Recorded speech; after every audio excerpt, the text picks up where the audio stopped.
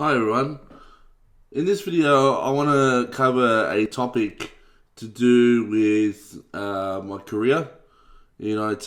And the reason why I want to do this is I've been getting a lot of emails from you guys about, obviously my experience because of the fact that I've been doing these video tutorials and things like that. But on top of that, basically people want to know why am I bothering making these videos? And at first I was a little bit insulted by the question, but then when a few clarified, they'd say, well, there's no point in me learning this because I don't have a degree. I need a degree in IT in order to succeed in IT, don't I? My answer to that is you don't need a degree to be a programmer. I mean, it's one of those traits where you can learn from anywhere. It's all the material you'll ever need is on the internet. So, just to give you an idea of why I also say that it's not ideal to go to university or college. Well, we call it university here in Australia. But the reason why I don't think it's ideal, it's not actually. I'll rephrase.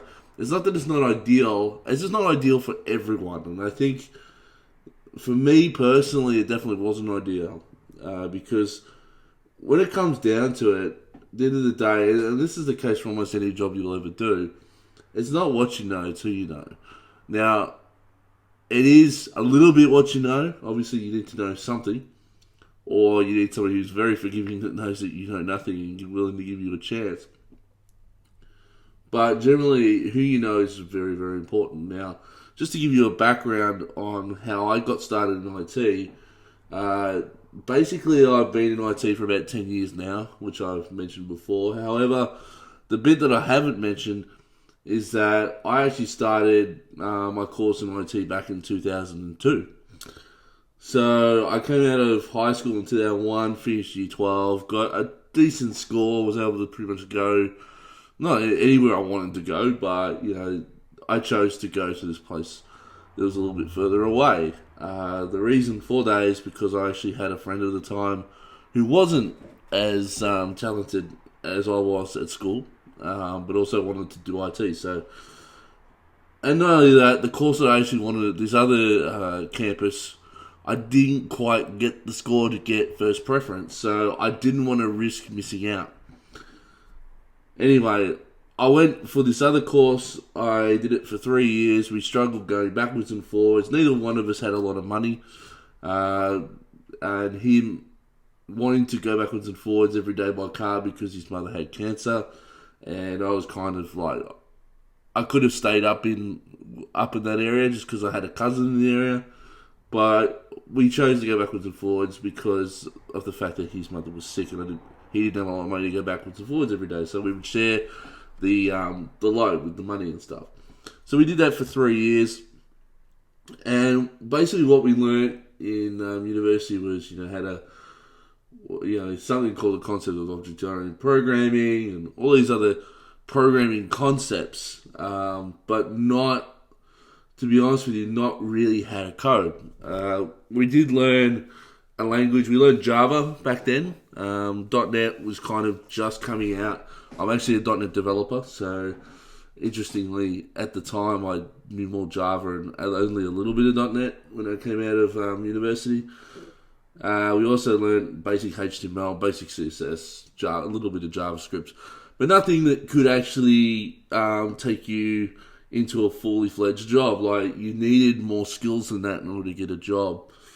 And we also learned things like networking, understanding, how to set up a network, stuff that software developers just don't use anymore. Or at least, even then, we didn't really have to do networking back then. We had network infrastructure guys who would do the internal IT systems at your company, and, you had all these things. So you're learning all these pieces at university that you were never going to use. And even things like hardware, to be honest with you, I still don't know to this day, and this is bad for me to say, I still don't know how to put a CD-ROM in my computer properly.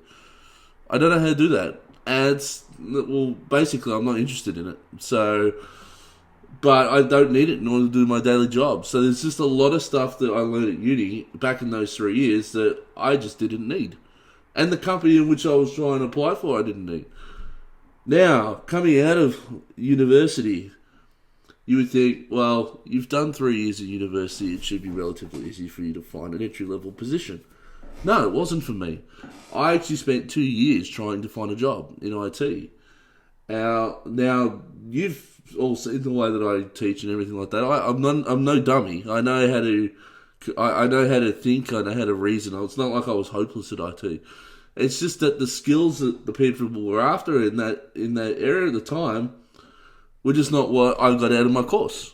And I wasn't the only one in this. There were a lot of people who couldn't get a job in IT at the time. And even my friend to this day, who I went with, he never got into IT. He ended up working with his uncle. And he ended up just doing that for the rest of he's still doing that even now.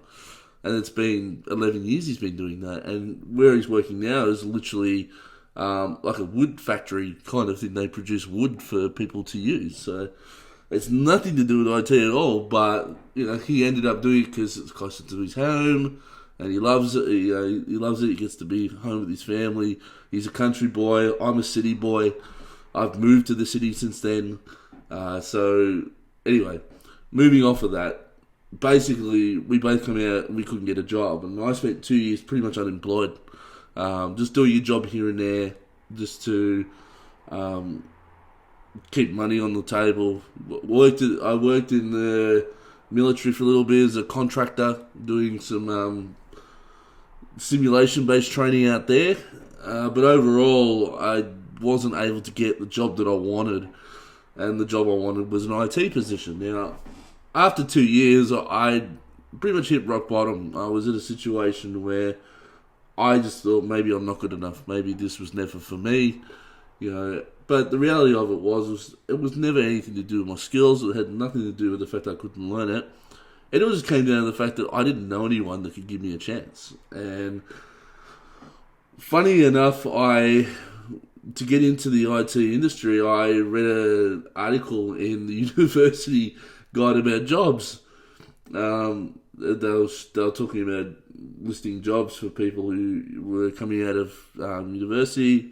I'd been out of university for a couple of years, but still I was able to get these alumni newsletters. And one of the advertisements happened to be this small digital agency based out probably the other side of the city in Melbourne. So I was on one side, and this place was on the complete opposite side. And it required me to take 2 trains there every day to get there. Anyway, I went in for the interview, and clearly the test that they gave me showed them that I had the knowledge, or I had the ability to learn. The things that I was a little low on were things like SQL Server at the time. And that was simply because we were not really taught that in university. I learned a different technology called Postgres, which was another SQL database, but it's not what these guys were using. And it's a lot. And Postgres that I was using in university was not used in many places that I saw in any of the places I interviewed. So a lot of the skills I had were either outdated or people just weren't requiring them. Anyway, with this, they kind of overlooked that. They looked at my reasoning behind things, like how I would think and how I would reason with certain problems. And because of the fact that I consider myself a pretty smart guy, and they thought that too, they gave me a chance. I didn't have a lot of background in .NET, which they were a .NET shop at the time. I was pretty much a complete newbie to the language, but I had good reasoning skills. Now, what they ended up doing was they spent 7 months on me, just making me fix minor bugs. So you might say, well, that's a pretty boring start to a career. It is. It was a very boring start. However, what it allowed me to do was it allowed me to learn the language. It allowed me to learn how to work within a team. It allowed me to see how others would work and learn the ways in which they would learn, and basically get as much information off them as I could. And so what I'm trying to say here is that basically what I'm saying is you don't necessarily need to go and get an education in order to get an entry level into IT. There are places out there that will take you. And not only that, you'll get a chance to flourish and learn on your own, in your own time, all that stuff. But in order to succeed in this, I felt like the thing that I needed most was commitment and a general love for what I was doing. And even though I was fixing bugs, I felt like I was enjoying it. Like, yes, it's boring in the sense of you're not really producing software, but I took it as a challenge to see how many I could fix in a day. And then I'd try and add 2 more to it each day. Or if I couldn't add 2 more to it, I would try and fix something that was a little bit harder to fix, to learn what another piece of the technology was. And then if I didn't understand a line of code, I'd look it up and I'd try and reason with it. Or, I'd ask the person who wrote it and said, what does this mean? And I slowly gathered my knowledge by doing that. My first 2 years of working at that company was literally, why are you doing this? I don't understand this. Can you tell me? Can you give me some insight? Oh, okay, I understand. Cool. I'll go home. I'll learn what he said is. If it's something a little complicated, I'll go and understand. Oh, that's a design pattern. Okay, what design pattern is it? That's an adapter pattern. Oh, okay. Go home. Google what's an adapter pattern. Oh, okay. Yep. Cool. All right. Pull out Visual Studio and write myself a little program that uses the adapter pattern and get a full understanding of what it was. And slowly and surely, not only did I become a person who knew what they knew, but then on top of all my findings of understanding what they learned, I was able to learn things on my own as well. And that's when you begin to flourish, is when you start to come up with things and ideas that others haven't thought of because you've spent the time in research. And that's the thing with IT. It really comes down to a few things, and that is understanding the foundations of programming, and that is things like, what is object-oriented programming? I'm going to leave some links in this video for you guys to look at or look into these things, but just understanding the concept behind object-oriented programming and knowing the best practices in which to define objects and classes and interfaces, and knowing how to implement that into a system and doing it the right way, and understanding the best practices behind that. Understanding some design patterns. So what a design pattern is it's a way of going about handling a particular problem and doing it in a systematic way for which it's easy for people to understand and easy to emulate and replicate. So I learned some design patterns, as I just said, as the adapter pattern was a design pattern. So they're two main keys that you need to know, and neither one of them has anything to do with the code that you write. They're actually algorithmic type things that you can learn without even writing a line of code. Then things like understanding data structures, like understanding what an array is, understanding what a linked list is. There's this concept of a linked list. It can be circular, it can be non-circular, you can have things like queues, which is, you push in one way, you pull out the other. You got the concept of a stack, and why would you ever use a stack? You use it in a calculator type program, and just understanding these different concepts makes you really knowledgeable in almost any programming environment. And then just getting the general jargon, such as, when somebody says test-driven development, what does that mean? You look up these words, and sometimes just knowing what these words are and what they mean makes you sound so much more knowledgeable than what you might not be. There are a lot of people out there in the industry that I've worked with who can make these words, or they can say these words, they know what the words mean, but they don't know how to apply them.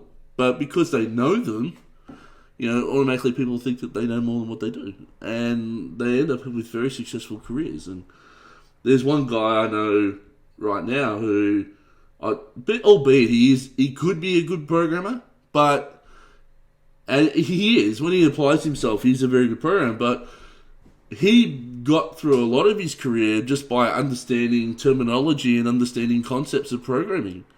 And he came from an engineering electronics background. He didn't even have any degree in IT. So my point to all this is it's not about the knowledge that you have up front. It's about the ability to get your foundations right in IT, So know the basic principles, know the basic ideas, and then the rest of it is you just pick a technology. So if you just say, for example, you're a Windows man, you probably go with .NET, and then you just practice, and you practice, and you practice, and you practice, and you don't stop practicing, and you show a level of commitment towards what you want to do. You start your own personal projects, you learn things that way, and you just keep pushing. And at the end of the day, that is where you're going to flourish the most in IT. It's not going to be in a room or a lecture room with a lecturer standing there and pointing at the screen and telling you things. We do things by practice in IT. We practice and we practice and we practice. And that's how we learn, okay? I don't want to hear anyone out there say that you learn in a classroom. You do not learn in a classroom in this industry. You might be successful being a doctor in the classroom. You might be successful being a lawyer in the classroom, or any other trait or any other job out there. But with IT, it's a very practical industry, and it's all about practice, practice, practice, and getting your foundations right. That is all it is, and I don't want to hear anyone say any different. So for me, that's my sum up of the career. As I said, after 3 years, once I got into the industry and got my foundations right, I was able to get any job after that. I was able to take on any kind of job. If I didn't have the particular technical skill sets they had, I was able to go to an interview and elaborate how I could improve those very quickly. Or if I knew it was a job I wanted and it had a certain technical requirement, because of the fact that I have strong core foundational skills in programming, picking up a language is not hard. So I could even go out and learn that language before I go for the interview, and pass. Because at the end of the day, once you know the foundational skills in IT, everything else is easy. Learning something like Angular 2 is easy. At the end of the day, it's still code. Code, once you get to a certain point, code is code. Doesn't matter what language it's written in. Most things are object-oriented. Most things have design patterns. Most things have the concept of unit testing and test-driven development and behavior-driven development and all these other concepts that you will hear out in the industry, and you'll have to learn these concepts as well. Everything can be automated tested these days, and especially even JavaScript, which was something that back in the old days a lot of people hadn't written tests for. Even today, they have written tests for those. Learning things like agile methodologies, which is basically releasing software in shorter time frames by working together as a unit to achieve a smaller number of tasks and releasing them more frequently. So you need to understand those things. But at the end of the day, all this stuff that I'm talking about right now, you do not need to go to university to learn this. This is all on Google. All this information is on Google. And you just need the right person to point you in the right direction, or you just need to spend a lot of time dedicating yourself to this craft and understanding it all on your own. Which, to be honest with you, that's what I did. And so I'm going to leave it at that.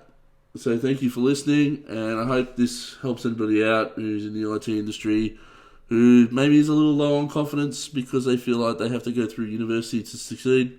You don't.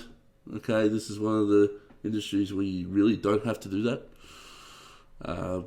But if you still feel inclined to do so, you can. But just know that when you go out there, you're most likely going to still be competing against people who potentially don't even have an IT degree, and they may even jump in front of you, and you might even get frustrated because of the fact you spent 3 years and this person didn't. They're 21, you're 24, or they're 18 and you're 21. You're like, I just spent 3 years and that guy jumped in front of me. Yeah, it can happen. It can really happen, and it has happened. And I've seen people get frustrated by the fact that they've done this commitment to an education, had to pay fees, or in the case of Australia, we have a system called HEX, which is like we pay through tax. So whenever we pay tax, we pay a little bit extra to pay off the fees after the fact. So that stuff can happen. And so what I'm saying here is that If you feel that you're a smart person and you want to succeed in IT, you don't have to go to university. You don't. It's a matter of getting in with a great group of people, learning off other people, and learning on your own. And the other place you can learn to is there's plenty of online forums you can go to where you can learn things like Stack Overflow. There's online courses you can do. There's communities up there. Meetup is another one. If you don't know anything about coding, you're just interested in what people have done and what you can build and what you can learn, go to a meetup, talk to a few people, find out what they've done, find out how they do what they do. Maybe, you may even get a reference for a job. You just don't know. And that's pretty much my take on everything IT. So overall, you do not need a degree to succeed in IT. I can promise you that. So good luck to everyone out there. Good luck to you if you are not sure of what to do. Hopefully I've given you some insight here. So thank you for listening, everybody, and I'll see you next time.